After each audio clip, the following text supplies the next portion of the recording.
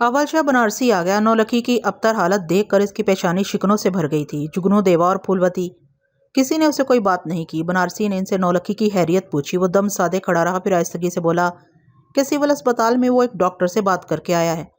Doctor نے کل صبح دیکھنے کو کہا ہے، ضرورت سمجھے گا تو ڈاکٹر اسی وقت اسپتال میں داخل کر لے گا۔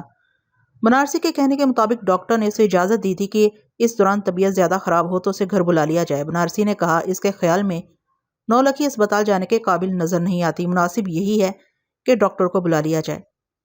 بنارسی کی آواز نسبتاً بدلی ہوئی تھی، قدرے نرم اور اضطراب آمیز۔ تینوں نے اسے ایک نظر دیکھا اور خاموش رہے۔ بنارسی کی تسلی پر کہ گھبرانے سے کچھ نہیں ہوگا، ان سب کو اس وقت سنبھل کر رہنا چاہیے۔ جگنو کا کہنا تھا، میری رگوں میں خون کھولنے لگا تھا، یہی جی کرتا تھا کہ بنارسی پر جھپٹ پڑوں اور چاقو سے اس پر وار کرتا رہوں، اس کا سارا جسم چیر پھاڑ ڈالوں، پھر پھولوتی اور دیوا بھی یوں ہی نہیں بیٹھے رہیں گے۔ جگنو نے بہت ضبط کیا اور اپنا ہی خون پیتا رہا۔ اب ان کیا بولتا ہے؟ انہیں چپ دیکھ کے بنارسی نے تلخی سے کہا، سالا خلاص ہو جائیں گا تنک میں ماتا جی تمہارا۔ اس کے منہ پر گالی آئی تھی جو اس نے روک لی اور بھیجے ہوئے ہونٹوں سے بولا، ابھی ایسا ہی ہاتھ پیر ڈال کے بیٹھا رہیں گا تم لوگ؟ ابھی وید جی گئے ہیں۔ جگنو اور دیوا کی بجائے پھولوتی ہکلاتے ہوئے بولی، کون وید؟ بنارسی چونک کے بولا، ادھر نالا پار کے وید جی، وہ بھی ایسے ہی بولتے تھے۔ کیسا؟ کیا بولتا تھا؟ بنارسی نے ترشی سے پوچھا۔ ایسا؟ بنارسی نے سانس بھر کے بولا، اپن کیا بولتا ہے؟ ابھی وید سے پہلے اپن اسپتال کا پھیرا لگایا تھا اسی واسطے کو۔ وید کوئی دوا دارو دیا؟ پھولوتی نے نیچی نظروں سے جواب دیا کہ وید کچھ دوائیں تجویز کر کے گیا ہے، پہلی خوراک دے دی گئی ہے۔ ٹھیک ہے، ابھی تھوڑا اس کو دیکھے۔ بنارسی تذبذب سے بولا، یہاں ابھی ڈاکٹر کو بلانے کا ہے۔ بنارسی کی آمد اور اس کی دخل اندازی پر جگنو اور دیوا کے جسم جل رہے تھے۔ پھولوتی نے اشاروں میں ان سے تحمل کی التجا کی۔ انہیں تعجب ہوا کہ پھولوتی میں ان سے زیادہ ہوش اور استقامت ہے۔ اس وقت پھولوتی نے جیسے کسی طوفان سے انہیں بچا لیا تھا۔ جگنو کہہ رہا تھا، پھولوتی ان سے پارا دھیما رکھنے کی منت نہ کرتی تو نہ جانے کیا ہو جاتا، کوئی کتنا ہی ناتواں ہو۔ ایک آتش غضب تو سب میں پنہاں ہوتا ہے، اور ایک لمحہ شرط ہے، ایک اندھا، گونگا اور بہرا لمحہ جب آ جائے تو آدمی کو بے قرار کر دیتا ہے۔ آدمی نہیں جانتا کہ اس کی آگ کتنی دور تک جائے گی، کون کون اس کی لپیٹ میں آ جائے گا، اور آگ خود اپنا تن من بھی راکھ کر لے گی۔ جگنو بہت دنوں سے اس لمحے کی تلاش میں تھا۔ یہ لمحہ کئی بار آ کے ٹل چکا تھا، اب کہ پھولوتی آڑے آ گئی۔ بس ایک لمحے کی شبتہ کاری ہوتی ہے، دوسرے لمحے زندگی غالب آ جاتی ہے، آدمی کی آنکھ کھل جاتی ہے، مقابل پھر وہی آئینہ۔ بے ہنری اور بے مائگی کے سارے احساس پھر رگوں پے سے چمٹ جاتے ہیں۔ دوسرے لمحے جگنو کو احساس ہوا کہ پھولوتی نے کیسا بر وقت اسے روک لیا ہے۔ ادھر نولکھی نیم جا پڑی تھی، سرے دست ساری توجہ اسی کو سزاوار تھی۔ اس آتش غضب کا جو بھی مال نکلتا نولکھی کے لیے کسی طور بہتر نہ ہوتا۔ بعد میں جگنو کو یہ لمحہ ٹل جانے کا کچھ ایسا ملال نہیں ہوا۔ بنارسی نولکھی کے پاس ٹھہرا رہا، پھر پڑوس کی چند عورتیں نولکھی کو دیکھنے آئیں تو وہ وہاں سے ہٹ کے کمرے میں چلا گیا۔ جگنو اور دیوا بھی کچھ دیر بعد اٹھ گئے، لیکن گھر ہی میں رہے۔ رات بڑھ رہی تھی۔ پھولوتی نے کمرے میں جا کے بنارسی سے کھانے وغیرہ کے بارے میں پوچھا۔ بنارسی نے انکار کر دیا۔ اس رات اس نے شراب بھی نہیں پی۔ اتنا وقت نہیں گزرا تھا، عورتیں بھی موجود تھیں اور سرگوشیوں میں پھولوتی کو طرح طرح کے مشورے دے رہی تھی کہ نولکھی کی کربناک صداؤں نے سب کچھ منتشر کر دیا۔ بنارسی بھی فوراً کمرے سے باہر آ گیا۔ نولکھی کی سانس تیزی سے چل رہی تھی اور پھولوتی کے ہاتھ پیر کام نہیں کر رہے تھے۔ پڑوس کی ایک عورت نے اس کی مدد کی اور وید کی ہدایت کے مطابق دوا نولکھی کو چٹائی، پانی پلانے کی کوشش کی، مگر کوئی افاقہ نہ ہوا۔ نولکھی بری طرح کراہتی رہی تائیں کہ اسے اس کا بھی یارہ نہ رہا۔ بنارسی نے کسی طبیب کے مانند اس کی نبض دیکھی اور متوحش آواز میں جگنو اور دیوا سے کہا کہ وہ فی الفور ڈاکٹر رستوگی کے پاس جائیں۔ اس نے بعجلت پتہ بتایا اور جیب سے 100 روپے کا نوٹ نکال کے کہا، وہ روپے پیسے کی فکر نہ کریں، جو بھی سواری ملے بس جلدی سے ڈاکٹر کے پاس پہنچیں اور اسے یہاں لے آئیں۔ سوچنے سمجھنے کا وقت نہیں تھا۔ جگنو اور دیوا نے ایک نگاہ پھولوتی کو دیکھا، پھر ایک دوسرے کو۔ جگنو نے رکنا چاہا تھا، مگر پھر دونوں کچھ سوچ کے گھر سے نکل پڑے۔ اس وقت پڑوس کی کئی عورتیں گھر میں موجود تھیں۔ بنارسی کی موجودگی میں ان سے کچھ کہہ بھی نہیں سکتے تھے، اس لیے باہر نکلتے ہی انہوں نے برابر کے گھر میں جگت موسی سیتا بائی کو آواز دی۔ موسی کا ان کے گھر بہت آنا جانا تھا۔ کچھ دیر پہلے ہی وہ نولکھی کو دیکھ کے آئی تھی۔ جگنو نے اس سے گزارش کی کہ جب تک وہ واپس نہ آئے موسی ان کے گھر رہے۔ انہیں جلدی سواری مل گئی۔ بازار بند ہو چکے تھے، البتہ سڑکوں پر چہل پہل تھی۔ اسپتال کی گلیوں میں ڈاکٹر رستوگی کا مکان تھا۔ انہوں نے گھوڑا گاڑی چھوڑ دی اور بنارسی کی تاکید کے مطابق ایک گلی کے نکڑ پر واقع پان کی دکان پر ڈاکٹر کا پتہ پوچھا۔ بنارسی نے انہیں بتایا تھا کہ پان کی دکان والے کو مکھنی کاکا کہتے ہیں اور وہ سارے عقبی حصے سے واقف ہے۔ ادھر ادھر بھٹکنے کی بجائے وہ سیدھے اس کے پاس جائیں۔ اس کے ذریعے وہ آسانی سے ڈاکٹر کے مکان پر پہنچ سکتے ہیں۔ دکان پر کئی گاہک تھے۔ رات کے وقت پان کی دکانوں پر یوں بھی یار باشوں کا ریٹھان ہوتا ہے۔ دکان سے ملک ملباری کے ہوٹل کی وجہ سے بھی نکڑ پہ خاصی رونق تھی۔ مگہی کاکا مصروف تھا، تاہم مشینی انداز میں ہاتھ اٹھا کے اس نے تیسری گلی کے بائیں طرف 7واں بنگلہ بتایا۔ یہ سن کر وہاں پر کھڑا ہوا ایک نوجوان جگنو اور دیوا کی طرف متوجہ ہوا، کہنے لگا وہ بھی اسی طرف جا رہا ہے اور ڈاکٹر کے مکان تک ان کی رہبری کر سکتا ہے۔ جگنو اور دیوا نے ممنونیت کا اظہار کیا۔ نوجوان نے تھم سے ٹیک لگائے ہوئے اپنے ادھیڑ عمر ساتھی کو چلنے کا اشارہ کیا۔ اس شخص کے کلے میں پان دبا تھا، آنکھیں بھی چڑی ہوئی تھی۔ دیوا کی طرف رخ کر کے اس نے کچھ کہنا چاہا تھا کہ منہ میں بھری ہوئی پیک دیوا کے کرتے پر لوٹ پڑی۔ دیوا کا سارا کرتا رنگ گیا۔ معذرت کرنے کی بجائے الٹا وہ دیوا اور جگنو کی بدحواسی پر کہے لگانے لگا۔ اس کے نوجوان ساتھی نے اس مردم آزاری میں اس کا دلجمی سے ساتھ دیا۔ دیوا نے بہت سبکی محسوس کی۔ بے اختیار اس کا ہاتھ ادھیڑ عمر آدمی کے گریبان پر چلا گیا۔ دیوا نے جیسے بھیڑوں کا چھتا چھیڑ دیا تھا۔ پہلے تو ادھیڑ عمر آدمی نے اسے مکوں اور ٹھوکروں پر لیا، جگنو بیچ میں پڑا تو دوسری طرف سے نوجوان نے اسے سنبھال لیا۔ ان کے اور ساتھی بھی ہوٹل میں بیٹھے تھے۔ وہ کسی تاخیر کے بغیر ہوٹل سے نکل آئے۔ پھر وہی ہوا جو ایسے معاملوں میں ہوا کرتا ہے۔ کسی نے پیچھے سے جگنو کے بازوؤں میں اس طرح جکڑ بندی کی کہ وہ ضربے لگانے والے کے اور سامنے ہو جائے۔ ادھر سے کسی نے دیوا کے پیٹ پر لات ماری۔ بس ابتدا کے چند لمحوں میں جگنو اور دیوا نے ذرا سی مزاحمت کی تھی، اس کے بعد دونوں کو سنبھلنے کا موقع ہی نہیں ملا۔ منٹوں میں بہت سے لوگ اکٹھے ہو گئے۔ ہوٹل کے شیشے ٹوٹ جانے اور پان کی دکان کا بعض سامان فٹ پاتھ پر الٹ جانے کا بظاہر کوئی امکان نہیں تھا، مگر یہ بھی ہوا۔ کچھ ہی دیر میں پولیس آ گئی۔ بہت سے لوگ بھاگ گئے، کچھ لوگ سپاہیوں کے ہاتھ لگ گئے۔ جگنو اور دیوا نے اپنے حواس مجتمع رکھنے کی بہت کوشش کی۔ وہ مسلسل چیختے چلاتے رہے، تاہم ان کی حدود بھی آدمی کے سوا نہیں تھی۔ ان کی کھال جگہ جگہ سے ادھڑ گئی تھی اور خون بہنے لگا تھا، ہڈیوں میں جیسے آگ لگی ہوئی تھی۔ رات کو کسی وقت دیوا کی آنکھ پہلے کھلی اور پہلے اس کی نظر سلاخوں پر پڑی، پھر اپنے پہلو میں پڑے ہوئے جگنو پر۔ جگنو کے جسم پر جا بجا لال دوا لگی تھی اور پٹیاں بندھی ہوئی تھیں۔ دیوا نے وحشت کے عالم میں اٹھنا چاہا تو اس کی آنکھوں میں اندھیرا بھر گیا۔ رات کو کسی وقت دیوا کی آنکھ پہلے کھلی اور پہلے اس کی نظر سلاخوں پر پڑی، پھر اپنے پہلو میں پڑے ہوئے جگنو پر۔ جگنو کے جسم پر جا بجا لال دوا لگی تھی اور پٹیاں بندھی ہوئی تھیں۔ یہی حال خود اس کا تھا۔ دیوا نے وحشت کے عالم میں اٹھنا چاہا تو اس کی آنکھوں میں اندھیرا بھر گیا۔ ہر طرف سکوت چھایا ہوا تھا۔ سلاخوں کے پار سنتری تپائی پر بیٹھا اونگ رہا تھا۔ دیوا کو دفعتاً سب کچھ یاد آ گیا اور اس نے بے تحاشا چیخنا شروع کر دیا۔ سارے تھانے میں شور مچ گیا۔ ہر طرف سے سنتریوں نے اس کی کوٹری کا رخ کیا۔ جگنو بین کرتا رہا کہ ہماری ماں بیمار ہے، ہم بے قصور ہیں، ہمارا کوئی قصور نہیں، خدا کے واسطے ہم پر رحم کرو، ہمیں چھوڑ دو۔ سنتریوں نے اندر آ کے باجبراً اسے چپ کرانا چاہا، مگر خود دیوا کی آواز اس کے ڈولتے سفینہ جاں میں ڈوب گئی۔ سویرے سویرے پھر اس کی آنکھ کھل گئی۔ جگنو کو بھی ہوش آ گیا۔ دونوں نے تھانہ سر پر اٹھا لیا۔ وہ بار بار خدا کا واسطہ دیتے، کیونکہ ایک ہی واسطہ دنیا میں مشترک ہے، مگر تکرار سے شاید اپنی افادیت کھو چکا ہے کہ اگر گھر نہ پہنچے تو ان کی ماں مر جائے گی۔ لگتا تھا تھانے کے کسی سپاہی اور افسر کی ماں نہیں تھی، یا سب کی مائیں مر چکی تھیں۔ بہرحال ان کی آہو بکا پر تھانے دار نے انہیں کمرے میں بلایا۔ دونوں سے چلا نہیں جا رہا تھا۔ خود کو گھسیٹتے، کچھ سپاہیوں کا سہارا لیتے، وہ تھانے دار کی خدمت میں حاضر ہوئے اور رو رو کے اسے ساری رودات سنائی۔ تھانے دار انہماک سے سنتا رہا۔ اس نے ضمانت کے لیے پوچھا۔ اتنے بڑے شہر میں کوئی ایسا نہیں تھا جسے وہ ضمانتی کے طور پر پیش کرتے۔ ان پر توڑ پھوڑ، خون خرابے، دنگے فساد قسم کے کئی الزام تھے۔ پان والے مگنی کاکا نے ان کے خلاف بیان دیا تھا، ہوٹل والے اور بعض تماشائیوں نے بھی۔ پولیس کے لیے بھی جگنو اور دیوا کوئی اجنبی نہیں تھے، دونوں کئی بار سزا پا چکے تھے۔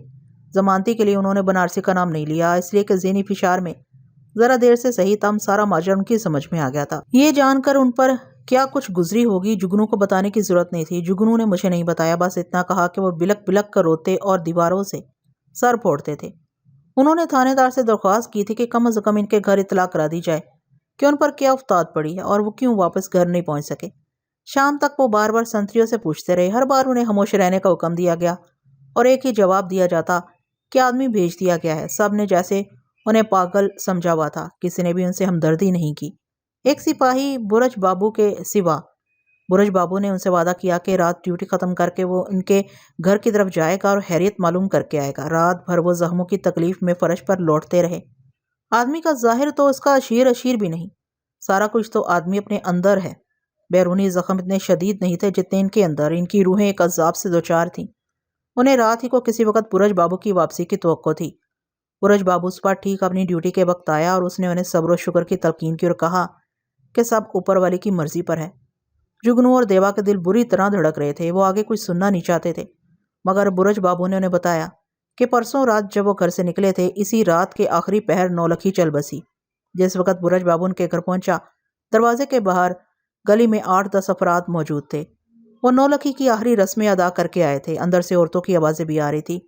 برج بابو وردی میں تھا، اس لیے سب اس کی طرف متوجہ ہو گئے۔ لوگوں کے بیچ میں بیٹھا ہوا شخص بنارسی تھا، کسی حد تک پریشان اور برگشتہ سا۔ برج بابو نے اسے فوراً پہچان لیا اور پہلے اسی کی بات کی، اسے جگنو اور دیوا کے بارے میں بتایا۔ بنارسی نے تلخی سے کہا اسے سب کچھ معلوم ہو چکا ہے اور وہ ان دونوں کے متعلق کچھ سننا نہیں چاہتا۔ برج بابو نے شکایت کی کہ ان کی ماں کی موت کی اطلاع تو تھانے پہنچانی چاہیے تھی، یقیناً انہیں ماں کا آخری دیدار کرنے کی اجازت مل جاتی۔ بنارسی بھڑک گیا اور بولا، کیسی اطلاع؟ کس کی ماں؟ وہ ان حرام زادوں کی ماں نہیں تھی، جانے کہاں کس گھورے پر سے انہیں اٹھا لائی تھی۔ وہ اس کے اصل بیٹے ہوتے تو کبھی ایسا نہ کرتے۔ ان کتوں کی وجہ سے نولکھی اپنی جان سے چلی گئی، زندگی بھر وہ اس کا جینا حرام کیے رہے، آخر وقت میں بھی اس کے کام نہ آئے۔ ایسے وقت انہوں نے جھگڑا کر لیا۔ بنارسی نے مشتعل ہو کر برج بابو سے کہا کہ ڈاکٹر وقت پر پہنچ جاتا تو شاید نولکھی بچ جاتی۔ بنارسی نے جگنو اور دیوا کے معاملے میں کسی قسم کی اعانت سے انکار کر دیا اور کہا کہ وہ ان کی صورت بھی دیکھنا نہیں چاہتا۔ برج بابو اور بھی بہت کچھ بتاتا رہا، یہ سوچے بغیر کہ ہر آدمی کی ایک سکت ہوتی ہے، شور سننے اور تماشا دیکھنے کی۔ جگنو اور دیوا کے اعصاب شل ہو گئے تھے، پھٹی پھٹی آنکھیں، بے حس و حرکت جسم۔ سپاہی برج بابو نے تسلی تشفی دینے لگا کہ حوصلہ رکھو بھائیو، ہمت سے کام لو، تم تو نوجوان ہو، ایسے امتحانات آتے رہیں گے۔ جگنو اور دیوا کا سناٹا نہیں ٹوٹا۔ برج بابو تھک کے ان کے پاس سے ہٹ گیا، اسے گئے دیر ہو گئی۔ پھر اچانک دیوا کو جیسی کسی نے جھنجھوڑا، کسی نے جیسے اس کے سینے میں خنجر اتارا، اور پھولوتی وہ وحشیانہ انداز میں برج بابو کو پکارنے لگا۔ برج بابو دوڑا دوڑا اس کے پاس آیا۔ دیوا نے گڑ گڑا کے اس سے پوچھا، اور پھولوتی؟ آگے اسے کچھ بولا ہی نہیں گیا۔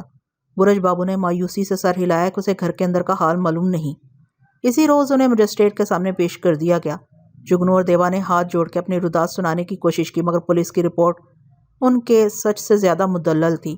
ان کے جسم پر چوٹوں کے نشانات، پٹیاں، ان کی وحشت، گزشتہ ریکارڈ، انہیں جیل بھیجنے کا فیصلہ کرنے میں مجسٹریٹ کو کوئی زحمت نہیں ہوئی۔ 7ویں دن جیل میں آنے کے ٹھیک ہفتے بھر بعد انہیں موسی سیتا بائی کی آمد کی اطلاع دی گئی۔ جب تک انہوں نے موسی کو اپنی آنکھوں سے نہیں دیکھ لیا، انہیں یقین نہیں آیا۔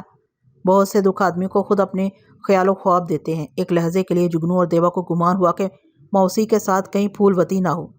موسی اکیلی تھی، اس نے دونوں کو سینے سے لگا لیا۔ وہ ان کی اشک شوئی کے لیے آئی تھی، لیکن خود آنسو بہانے لگی۔ اپنے شدید اضطرار کے باوجود انہوں نے موسی سے کچھ نہیں پوچھا۔ انہیں خوب اندازہ تھا کہ موسی کیا جواب دے گی۔ موسی کو بھی جیسے معلوم تھا کہ زنداں کے لوگ سوال نہیں کیا کرتے، سو وہ خود ہی بتانے لگی کہ سب دیکھتے رہے، سارے پاس پڑوس والے دیکھتے رہے، کوئی بھی پھولوتی کا کچھ نہیں ہوتا تھا۔ کوئی کیا کہتا؟ موسی کے بقول صرف اسی نے جرأت کی اور بنارسی سے التجا کیا، بھی کچھ عرصے پھولوتی یہیں رہے تو ٹھیک ہے۔ بنارسی بڑا فروختہ ہو گیا کہ پھولوتی گھر میں اکیلی رہے، کہنے لگا یہاں رہے گی تو یہ بھی مر جائے گی۔ موسی نولکھی کی بہت کچھ واقف حال تھی، پھولوتی اس کے سامنے بڑی ہوئی تھی، اور یہ دونوں بھی۔ غریبی کے رشتے ویسے بھی مضبوط ہوتے ہیں۔ موسی کی آنکھوں سے مسلسل آنسو جاری تھے۔ گھٹی ہوئی آواز میں اس نے بتایا کہ بنارسی پھولوتی کو لے جا رہا تھا، اور موسی نے زندگی میں کبھی ایسی بے بسی اور نداری محسوس نہیں کی تھی۔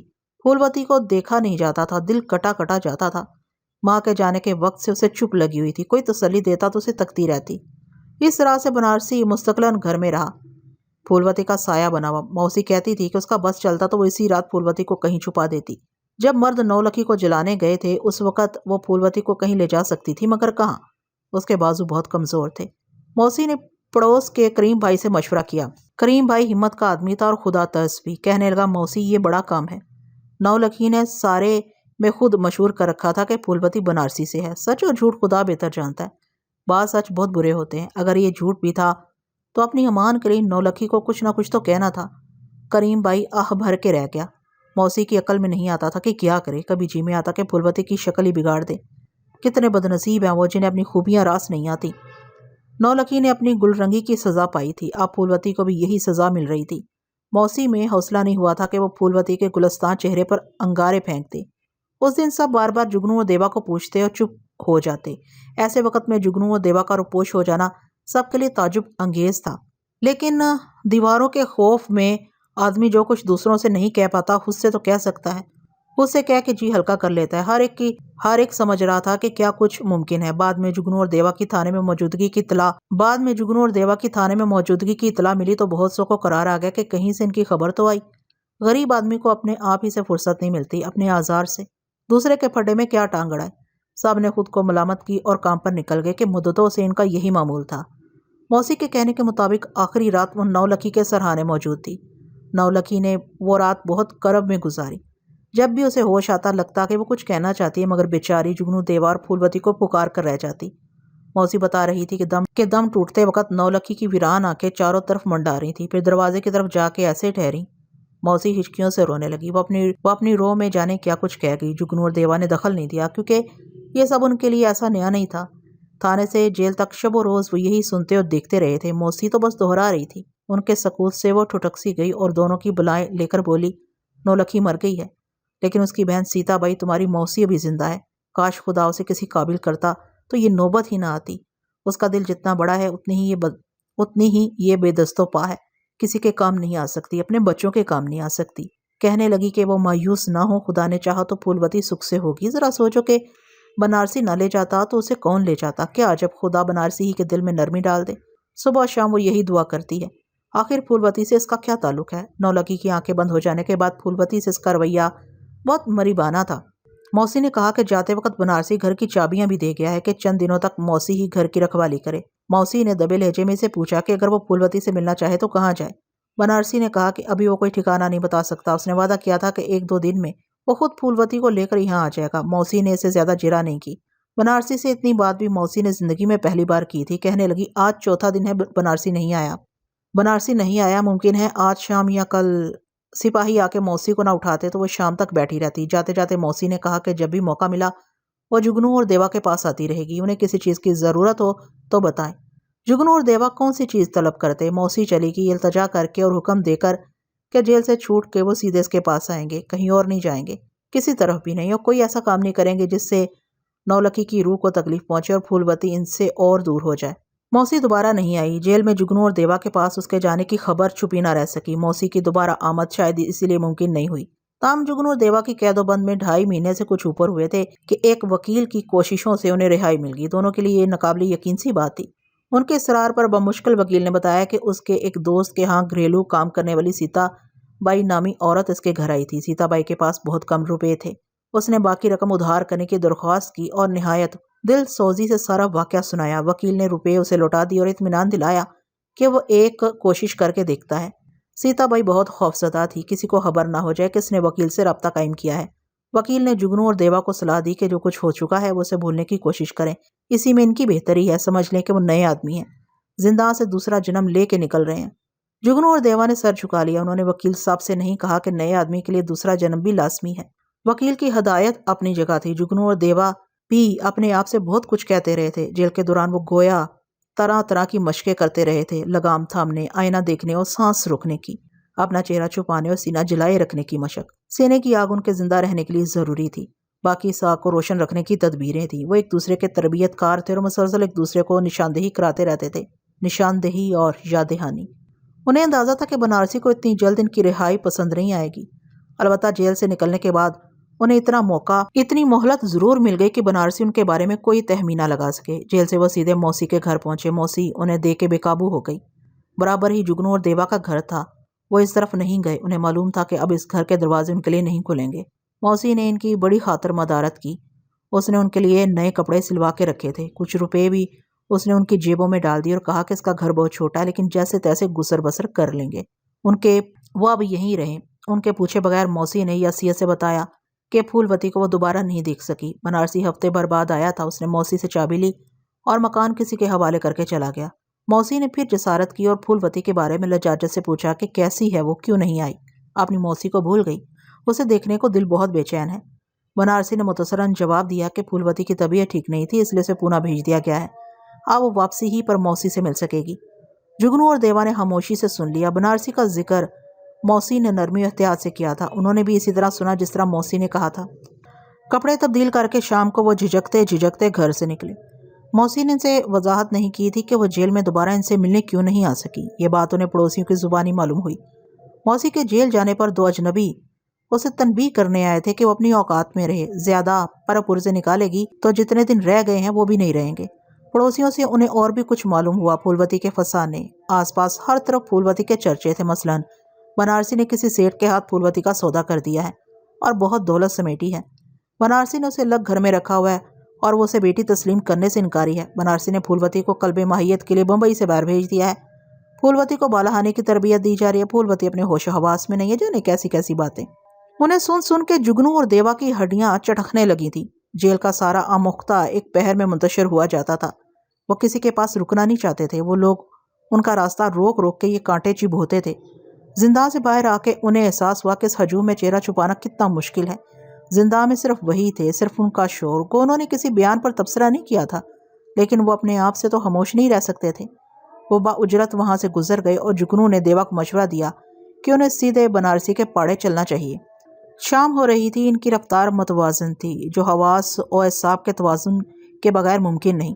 پاڑے تک پہنچتے پہنچتے اندھیرا چھا گیا۔ انہوں نے احتیاط کی تھی کہ راستے میں پاڑے کے آدمیوں سے واسطہ نہ پڑے۔ کچھ بڑھتے ہوئے اندھیرے نے ان کا ساتھ دیا۔ وہ ایک بڑا فاصلہ طے کر گئے تھے اور پاڑے کے نزدیک چوراہا عبور کر کے دوسری طرف جانا چاہتے تھے کہ دو آدمی یک بیک ان کے سامنے آ گئے۔ انہیں دیکھ کے دونوں داداؤں کو جھٹکا سا لگا۔ اس سے پہلے کہ وہ حیرانی کا اظہار کرتے یا کوئی باز پرس کرتے، جگنو نے انہیں بتایا کہ وہ بنارسی دادا کے پاڑے جا رہے ہیں، اور دیوا نے ان سے پوچھا کہ کیا بنارسی دادا پاڑے پر ہے۔ داداؤں نے تذبذب سے اس بات میں سر ہلایا۔ جگنو اور دیوا اپنے لہجے میں اعتماد اور چہروں پر انکسار قائم رکھنے میں کامیاب رہے تھے۔ وہ کسی تاخیر کے بغیر آگے بڑھ گئے۔ انہوں نے مڑ کے نہیں دیکھا، مگر انہیں یقین تھا کہ دونوں دادا بھی پلٹ کے ان کے پیچھے آ رہے ہوں گے۔ عمارت کے باہر موجود کئی داداؤں کا بھی یہی حال ہوا۔ ان کو جیسے کسی نے چٹکی بھر لی، لیکن دوسرے لمحے ان کے ہونٹوں پر استہزائی مسکراہٹ نمودار ہوئی۔ راستے میں مزاحم نہ ہونا بھی حقارت کا اظہار تھا۔ کوئی بھی جگنو اور دیوا کے لیے دیوار نہیں بنا۔ وہ دونوں دروازے میں داخل ہو گئے۔ سامنے دلان کے وسط میں بچھی ہوئی چوکی پر بنارسی بیٹھا ہوا تھا۔ دونوں اکیلے اندر داخل نہیں ہوئے تھے، اور ان کے پیچھے وہ سارے دادا تھے جو ابھی عمارت کے باہر ملے تھے اور جن سے چوراہے پر آمنا سامنا ہوا تھا۔ جگنو اور دیوا کو اپنی جانب بڑھتا دیکھ کر چوکی پر بنارسی کا پھیلا ہوا جسم سمٹ گیا۔ ان لمحوں کی نزاکت کا جگنو اور دیوا کو اچھی طرح احساس تھا۔ وہ زیادہ آگے نہیں گئے۔ صرف ایک لمحے کے لیے بنارسی کی آنکھوں میں حیرگی اتری، اس کی بھویں تن گئیں۔ جگنو اور دیوا نے اسے سلام کرنے میں دیر نہیں لگائی، تاہم بنارسی کو اپنی یکجائی میں کچھ دیر لگی۔ ابھی ادھر کیسے آیا حرام کا جنا؟ بنارسی کی گرجتی آواز نے عمارت پر چھایا ہوا سکوت توڑا۔ کوئی جواب دینے کی بجائے جگنو اور دیوا سر جھکائے کھڑے رہے۔ اپنے بارے میں مطلوب تاثر قائم کرنے کے لیے انہیں بنارسی کو کچھ اور وقفہ دینا چاہیے تھا۔ ان کی مسلسل خاموشی پر بنارسی جذبہ زوار بھڑک کے بولا، اس سے پہلے کہ وہ اپنے آدمیوں کو حکم دے کہ انہیں الٹا لٹکوائے، ان کی کھال کھچوائے، وہ اس کی نظروں سے دور ہو جائیں۔ اپن کو معافی دیو دادا، دیوا نے گھگیا کے کہا۔ ماں قسم اپن کا کوئی قصور نہیں تھا، اپن سیدھا جا رہا تھا۔ ان لوگ سے ڈاکٹر کا پتہ پوچھا تھا کہ اپن کے پیچھے پڑ گئے، سب ایک دم دارو لگائے ہوئے تھا، اپن نے کچھ نہیں کیا تھا۔ ہو سالہ حرامی، بنارسی نے نفرت سے کہا۔ ابھی ایسا بولنے کو ادھر آیا ہے؟ اپن کو جو چاہے سزا دے لو دادا، اپنی نولکھی ماں کا قسم کھا کے بولتا ہے۔ اپن سے ابھی اس کا نام ایک دم نہیں لینے کا ہے، سور کا اولاد، سالہ مار دیا اس کو، قسم بھی اس کا کھاتا ہے۔ نہیں دادا، جگنو نے دہائی دیتے ہوئے کہا، ایسا مت بولو، اپن ایسا بھی کر سکتا ہے اپنی ماں کے ساتھ؟ اپن ان لوگ سے بالکل منہ ماری نہیں کیا تھا، ان لوگ نے اپن کو بہت مارا، اکھا زخمی کر دی۔ ابھی تھانے والے سے جا کے پوچھو، اپن کے ساتھ ادھر ہوٹل پان کا دکان پہ چل کے پوچھ لیو، تمہارے آگے وہ جھوٹ نہیں بولے گا۔ بنارسی نے انہیں جھڑک دیا اور گالیاں دے کر بولا، سالہ ماحول کرتا ہے ابھی، اپن ادھر فالتو بیٹھا تیرا باپ کا۔ بنارسی نے بھنا کے کہا کہ وہ زیادہ بات نہ کرے، انہیں یہاں آنے کی جرت ہی کیسے ہوئی؟ اور ابھی کدھر جاتا؟ تمہارے سوا اپن کا کون ہے؟ اپن کون ہوتا ہے تیرا؟ بنارسی گرجنے لگا، ایسا مت بولو دادا، اپن کا مائی باپ ہے تم۔ جگنو نے ڈوبی ہوئی آواز میں کہا کہ انہیں معلوم ہے کہ بنارسی بہت ناراض ہے، سب ان سے برگشتہ ہیں۔ پھولوتی بھی یہی سمجھتی ہے کہ اس رات وہ جان بوجھ کے ان لوگوں سے الجھ پڑے تھے۔ پڑوس میں رہنے والی موسی ایک بار انہیں دیکھنے جیل آئی تھی اور یہی کچھ بتاتی تھی۔ بنارسی نے مشتعل لہجے میں کہا کہ ان کی زبان پر دوبارہ پھولوتی کا نام نہ آئے، اسے تو وہ چھوڑ کر چلے گئے تھے، اب مگرمچھ کے آنسو کیوں بہا رہے ہیں؟ دیوا پھر قسمیں کھانے لگا اور ہاتھ جوڑ کے بولا، وہ اپنی بے گناہی کا یقین کس طرح دلائیں؟ کہنے لگا، انہیں امید تھی کہ جلد یا بدیر بنارسی کو اصل بات کا علم ہو جائے گا۔ بنارسی جیسے دادا سے حقیقت چھپی نہیں رہ سکتی۔ جیل میں بھی انہوں نے کئی آدمیوں سے منت کی تھی کہ کوئی بنارسی دادا کو پیغام پہنچا دے کہ جگنو اور دیوا کی کوئی خطا نہیں ہے۔ وہ ان لوگوں کو بالکل نہیں جانتے تھے، اور جو اس رات وہ یہی تکرار کرتے رہے، انہیں ہر دم یہی سب دہراتے رہنا تھا، تا وقتے کہ بنارسی انہیں دھکے دے کر باہر نہ نکال دے۔ انہیں خوب اندازہ تھا کہ بنارسی کے پتھر پر اپنے لیے کوئی مثبت تاثر نقش کرنا اتنا آسان نہیں ہے۔ بنارسی کے اس بات کا دار و مدار محض اس پر ہے کہ وہ کس حد تک اسے اپنی سادگی اور سادہ شعاری کا یقین دلانے کے لیے خود پر جبر کر سکتے ہیں۔ انہیں اپنی آگ، اپنا زہر بہت چھپا کے رکھنا تھا۔ ایک ذرا سی تپش، ایک ذرا سی آلودگی ان کے لب و لہجے میں نہ آنے پائے۔ ان کا کام نہایت صبر آزما تھا۔ اس مرحلے کی آمادگی ہی کے لیے وہ کچھ کم اذیت سے دوچار نہیں ہوئے تھے، مگر اس کے سوا کوئی راستہ نہیں تھا۔ ایک زندہ ابھی اور تھا، بنارسی کا زندہ، یا یوں کہا جائے کہ عدالت سے برات کے باوجود بنارسی کی توثیق لازم تھی۔ انہیں معلوم تھا کہ دوبارہ انہیں سامنے دیکھنا بنارسی کے لیے کس قدر بیزاری اور برہمی کا سبب ہوگا۔ اس کے خیال میں جیل سے چھوٹنے کے بعد ان کے پاس دو ہی راستے ہوں گے، شہر چھوڑ دینا یا دنیا چھوڑ دینا۔ پھولوتی درمیان میں نہ ہوتی تو جگنو اور دیوا شاید یہی فیصلہ کرتے۔ اپنی آگ میں آدمی خود بھی تو جل جاتا ہے۔ انہیں یہ بھی اچھی طرح معلوم تھا کہ پھولوتی سے نہیں مل سکیں گے، تاہم انہوں نے بنارسی سے فریاد کی کہ صرف ایک بار پھولوتی سے ملنے کا موقع دیا جائے۔ وہ اس کے سامنے جا کے صفائی پیش کرنا چاہتے ہیں۔ انہوں نے بنارسی سے کہا انہیں یقین ہے پھولوتی انہیں معاف کر دے گی، وہ دل کی بہت اچھی ہے، وہ تو انہیں دیکھ کے خوش ہوگی۔ جگنو اور دیوا نولکھی کا بدل تو نہیں ہو سکتے، لیکن پھولوتی کے لیے آرام و سکون کا باعث ہوگے۔ پھولوتی کی خوشی سے زیادہ ان کے لیے کوئی اور چیز نہیں۔ دیوا نے بنارسی سے کہا کہ آخر ایک دن تو پھولوتی کو ان سے جدا ہو ہی جانا تھا، صرف ایک بار بنارسی ان پر رحم کرے، انہیں پھولوتی سے ملوا دے۔ ان کی زبان سے پھولوتی کا ذکر بنارسی کی شہرک پہ ہاتھ رکھنے کے مترادف تھا۔ وہ دھاڑنے لگا کہ پھولوتی ان کتوں کی صورت دیکھنا بھی گوارا نہیں کرتی۔ جگنو اور دیوا کو اس جواب سے کوئی مایوسی نہیں ہوئی، کیونکہ انہیں اس جواب کا پہلے سے علم تھا۔ بنارسی کا تمام رد عمل ان کی توقع کے مطابق تھا، لیکن ان تمام حجت تک انہیں یہی التجا کرتے رہنا تھا۔ بنارسی کو انہیں باور کرانا تھا کہ وہ پھولوتی کے ایک نہایت ناقص اور مجہول دعوے دار ہیں۔ دعوے دار کیا، محض فریادی ہیں۔ دروازے پر صدا لگانے والے بھکاریوں سے زیادہ ان کی حیثیت نہیں۔ بنارسی بری طرح گالیاں بکتا رہا، آخر وہ کسی نتیجے پر پہنچ گیا۔ اس نے اپنے آدمیوں کو حکم دیا کہ دونوں کو پاڑے کے باہر پھینکوا دیں۔ جگنو اور دیوا نے جھپٹ کے بنارسی کی چوکی پکڑ لی اور اپنے سر رگڑتے ہوئے بولے کہ اب وہ کہاں جائیں، ان کا کوئی گھر ور نہیں ہے۔ وہی سب کچھ انہوں نے دہرایا جو بہت دن ہوئے ایک بار پہلے بھی کہہ چکے تھے کہ بنارسی انہیں پاڑے میں جگہ دے، وہ اس کی خدمت کریں گے، مالش کریں گے اور دارو پلائیں گے۔ بہت کچھ انہوں نے کہا۔ ان کی باتوں کا بنارسی کے آدمیوں پر یقیناً کوئی اثر ہوا کہ دونوں ان کے قریب آ کے بھی دستکش رہے۔ ممکن ہے اس گمان میں کہ شاید بنارسی جگنو اور دیوا کے بارے میں نظر ثانی کرے، تمیل میں تاخیر سے بنارسی کا جسم پھڑکنے لگا۔ اس نے پنکارتے ہوئے ان سے کہا کہ یوں کھڑے منہ کیا دیکھتے ہو؟ چیاؤں چیاؤں کرتے ان پلوں کو اٹھا کے گھوڑے پر پھینکاؤ جو ان کی اصل جگہ ہے۔ پاڑے کے داداؤں کی دست اندازی سے پہلے جگنو اور دیوا نے ان سے ٹھہر جانے کی عاجزی کی اور آخری امید کے طور پر بنارسی سے کہا کہ اگر اس کے پاڑے میں ان کے لیے کوئی گنجائش نہیں ہے تو اپنے کسی دوست دادا ہی سے ان کی سفارش کر دے۔ پاڑے کے سوا اب ان کے لیے کسی جگہ امان نہیں ہے۔ کوئی بھی انہیں کام نہیں دیتا، سب انکار کر دیتے ہیں، کوئی انہیں کسی کام کا ہی نہیں سمجھتا۔ بنارسی کے آدمیوں نے جگنو اور دیوا کو پھر کوئی مہلت نہیں دی۔ انہوں نے دونوں کے بازو پکڑ لیے اور جھٹکے سے کھڑا کر دیا، لیکن جگنو اور دیوا کو دروازے کی طرف دھکیلنے میں نہ انہوں نے وحشت اختیار کی، نہ جگنو اور دیوا نے انہیں اس پر مجبور کیا۔ آدمی میں بہت پتھر ہیں، پر سب کے پتھر یکساں نہیں ہوتے اور اپنی اپنی نسبت کی بات ہے۔ جگنو اور دیوا سے بنارسی کی اور ان کی نسبت مختلف تھی۔ دروازے سے باہر آ کے انہوں نے دونوں کو چھوڑ دیا۔ جگنو اور دیوا سر جھکائے وہیں کھڑے رہے۔ کئی لمحے گزر گئے، پھر بنارسی کے خاص مقربوں میں سے ایک روبی دادا نے آگے آ کے تند نظروں سے انہیں چلے جانے کا اشارہ کیا۔ روبی دادا کی تند آنکھوں میں تاکید بھی تھی، تنبیہ بھی۔ انہوں نے ان کی کمر پر ہاتھ رکھ کے تھپکی دی۔ جگنو اور دیوا آہستہ قدمی سے پاڑے کی گلی سے نکل گئے۔ جگنو کی آواز حلق میں پھنسنے لگی تھی۔ وہ ٹھہر گیا اور مضطرب نگاہوں سے میری طرف دیکھنے لگا، جیسے کوئی وضاحت نہ کر پا رہا ہو، کچھ بھول گیا ہو یا اسے یہ سب کچھ سنا کے پچھتاوا ہو رہا ہو۔ میں نے بے اختیار اس کا ہاتھ اٹھا کے سینے پر رکھ لیا۔ جگنو کی آنکھیں امڑ رہی تھیں۔ میں نے اس کے گلے میں بازو ڈال کے اسے خود سے قریب کیا۔ وہ بری طرح سسکنے لگا۔ کسی وضاحت و تشریح کی ضرورت نہیں تھی، وہ یہی کر سکتے تھے اور شاید انہیں یہی کرنا چاہیے تھا۔ جگنو نہیں کہہ پا رہا تھا، مگر وہ اپنی آگ، اپنا ارادہ لے کر بنارسی کے پاس گئے تھے۔ یہ ارادہ ہی ان کی سپر تھا، یہی آسرا، یہی امید۔